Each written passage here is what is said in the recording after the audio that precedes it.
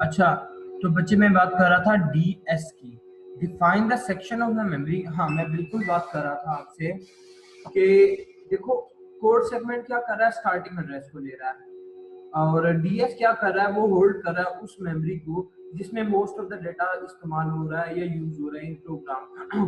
आपके पास एक डाटा है, 10 MB का डाटा है, उसे एक चंक्स में डिवाइड कर दिया, उसको सेगमेंट्स कर दिया, 10 सेगमेंट्स में कर लिया, सपोज कर लेते हैं हम, ठीक है।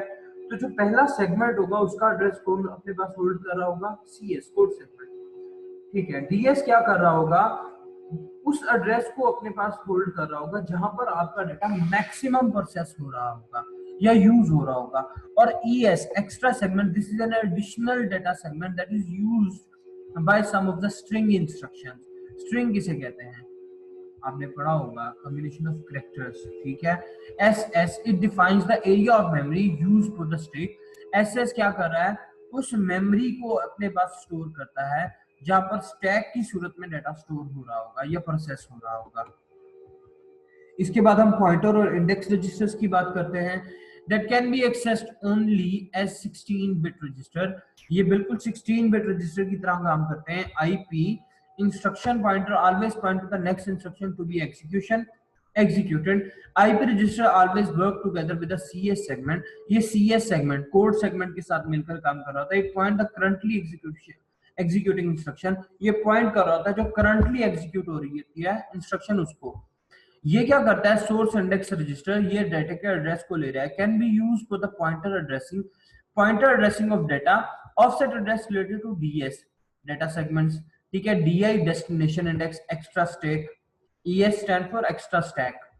SI and DI, source index, और DI, destination index, use for the string movement instruction. जब भी स्ट्रिंग की मूवमेंट हो रही होगी, किसी भी डाटा की मूवमेंट हो रही होगी फ्रॉम वन टू अनदर, तो एस आई और डी आई इस्तेमाल हो रहे होते हैं। S P and BP, stack pointer और base pointer are use to, source pointer और base pointer are use to access data inside the stack segment. BP, base pointer, primarily used as access parameter passed via the stack, और sp, stack pointer always point to the top atom of the stack। तो actually ये सारे के सारे registers एक दूसरे के साथ कनेक्ट होते हैं, ठीक है। और हम आगे चलते हैं, extended registers, the 803, 86, 804, 86 processor contain 32 bit registers. 32, हमने अभी तक बात की थी 16 बिट रजिस्टर्स की, तो 32 बिट रजिस्टर्स क्या होते हैं, ये डिवाइड किए जाते हैं इनटू 4 सेक्शन। 8 बिट के अगर आप चाहें तो 8 में हो सकता है, नहीं तो ये 16 बिट का होता है। ये एक्सटेंडेड रजिस्टर होते हैं। EAX, extended accommodated register. EBX, extended base register, extended counter register, extended data register, extended flags, extended index pointer, extended base pointer, source pointer, source index, destination index.